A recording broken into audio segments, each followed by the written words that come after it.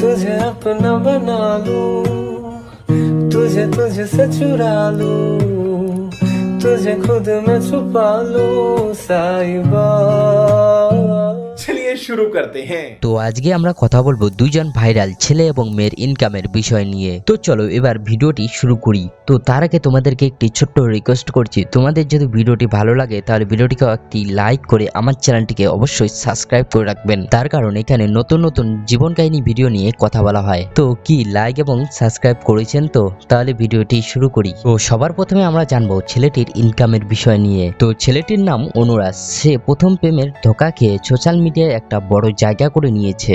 এখন দেখতে গেলে ইউটিউবে, ফেসবুকে এবং ইনস্টাগ্রামে প্রচুর ফ্যান ফলোয়ার রয়েছে অনুরাজের। তো এবার চলো আমরা দেখে আসি তার ফ্যান ফলোয়ার কোন কোন জায়গায় কতটুকু আছে। তো সর্বপ্রথম আমরা দেখব ইউটিউবে তার সাবস্ক্রাইবের সংখ্যা হলো 183K এবং ইউটিউবে তার ভিডিও হলো 30টা। তো ফেসবুক পেজে 1.4K ফলোয়ার্স রয়েছে এবং ইনস্টাগ্রামে 457K ফলোয়ার্স। তো এবার তোমরা দেখলেন এবং বুঝলেন। এবার আমরা কথা বলবো তার ইনকামের বিষয় নিয়ে। সে প্রতি মাসে কত টাকা ইনকাম করে সোশ্যাল মিডিয়া থেকে? তো অনুরাগ সোশ্যাল মিডিয়া থেকে প্রতি মাসে 50 থেকে 60,000 টাকা ইনকাম করে।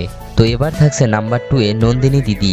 কলকাতা শহরের মাঝে মাত্র 30 টাকায় পেট ভরা খাওয়ার। হ্যাঁ, সেই নন্দিনীদির কথাই আজকে তোমাদেরকে আমি বলবো। সে প্রতি মাসে কত টাকা ইনকাম করে সোশ্যাল মিডিয়া থেকে।